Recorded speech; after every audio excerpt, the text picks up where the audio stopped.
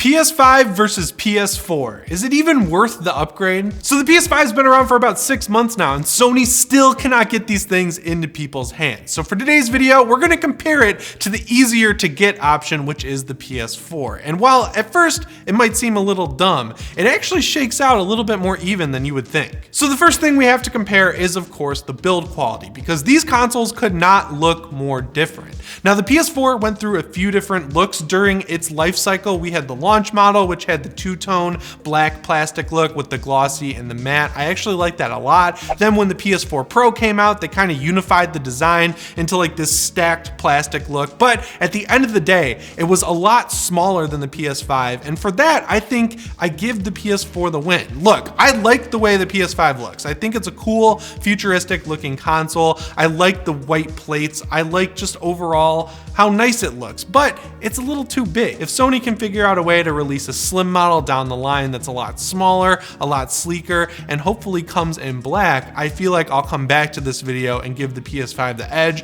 But for right now, the PS4 wins in terms of looks and build quality, in my opinion. Next, we definitely have to talk about the game situation, and on the surface, I kind of was giving the edge to the PS4 because it just had so many great games, and when you look at the PS5's landscape of how many games are out for it, there just aren't that many yet because it's only been out 6 months. We have to deal with working from home, all this different stuff that's delaying all the games we want to play. But then I thought about the awesome feature that the PS5 has, which is complete backwards compatibility with the PS4. And where I think it definitely gets the edge is that so many of the PS4's best games are not only free if you have PS Plus and you have a PS5 through the PS Plus collection, they also look and run so much better on the PS5. I cannot tell you how awesome it was booting up Days Gone for the first time on my PS5. That game notoriously ran like crap on the PS4 Pro even, and then when I played it on the PS5, it had glorious 4K 60 frames per second, and I gotta say, it stayed locked at that even when I went to fight some of the biggest hordes. Like, Sony totally delivered on the promise of PS4 games looking and running better on PS5, so when you compare which one has better games, the PS5 wins. It has every PS4 game and a couple PS5 games. I said a couple as a joke, but I think there only are a couple PS5 games.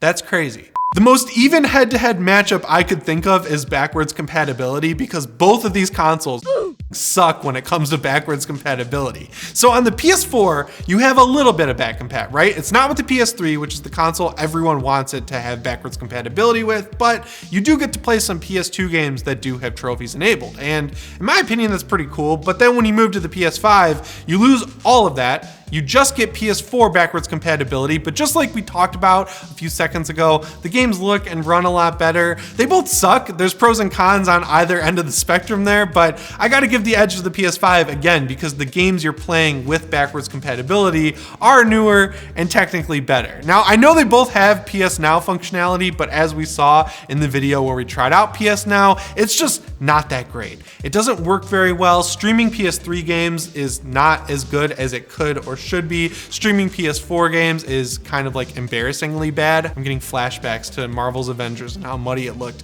when we were just walking around the A-Day thing where there wasn't even action going on. But yeah, both of these consoles suck at backwards compatibility, but I'm giving the edge and the win to the PS5 because it has potential to eventually get PS3 backwards compatibility. I know Sony probably is never going to give us what we want and give us these PS3 games to download and play on our PS5, but I feel like they could.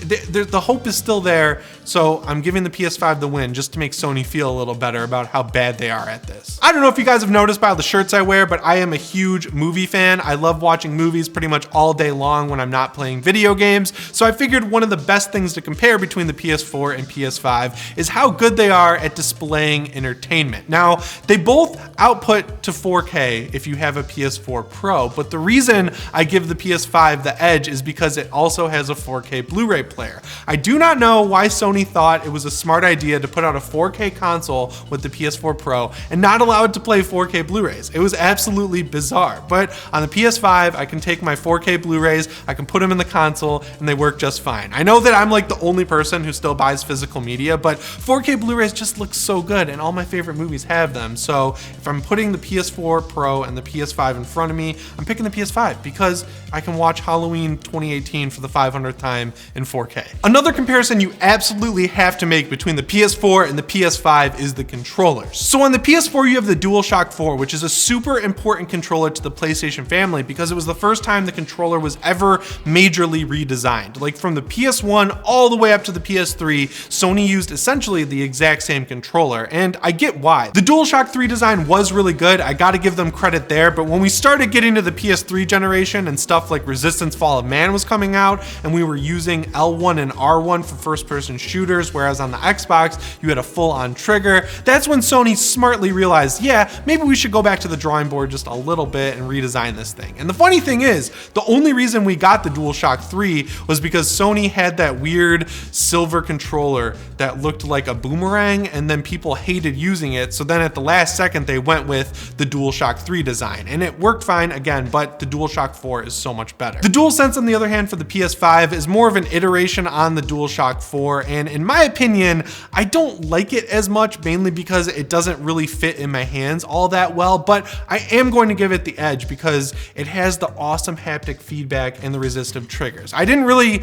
understand when the console came out how big of a feature that was going to be with PS5 games, but now that I've played Returnal and you can like hold in halfway to shoot the gun's primary fire, and then if you pull in all the way, you get a secondary fire. Stuff like that is really cool, and it shows the next gen features that the PS5 has. So while I don't love the way it fits in my hand, and I don't like that it only comes in white, and it's just a little too toyetic in my opinion, I gotta give the edge to the DualSense because it's the newest controller and it has awesome vibration features. The area where the PS4 hands down 100% wins for me is in its operating system. I feel like it was an evolution of the cross media bar that the PS3 had, and it basically was perfect. It had everything right where it needed to be. It was super quick and snappy, unlike the Xbox One, which felt slow as hell every time I used it. And then we got to the PS5 and Sony redesigned the shit out of it for no reason. They made it look a lot different on the surface, but then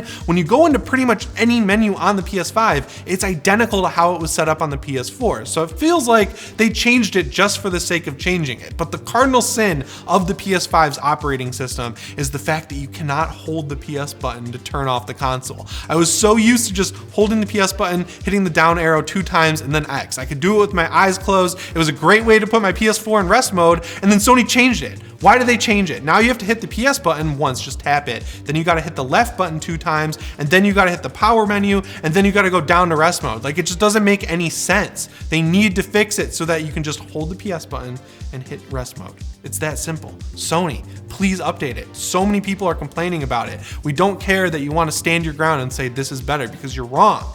The users are right. Now, as much as I hate the OS, I gotta give them credit. I think it was really smart to separate the game section and the media section so that you can kind of separate your brain there and just do what you want on the PS5. I also really like the new library feature. When the console launched, it was a little overwhelming because every game you've ever bought on the PSN that's supported by your PS5 was in an alphabetical list. And it was just kind of like shame for me because I saw so many games that I spent money on and have not played yet. But now you can hide games, you can only show installed games on your console. Overall, just so much better, and it just works a lot better than it did on the PS4. I remember the way people worked with the PS4 was using folders on the home menu, and I think overall it's just a little bit better to have all of your games in an alphabetical list, especially only the installed ones. The next comparison I want to make between the PS4 and the PS5 is the ability to buy and play Cyberpunk 2077 on the PlayStation Store, and it's a tie because you can't do it on either console. I don't really know why this is a comparison I'm making. I just wanted to point out that like 6 months after it came out, you still can't buy Cyberpunk 2077 on the PlayStation Store. Like, can you imagine burning Sony so bad that they remove your game digitally from the store? I've never seen that happen with any PlayStation console. Like, Life of Black Tiger was available to buy on the PS3, and that game just didn't work. Cyberpunk was so broken when it came out that it was worse than Life of Black Tiger.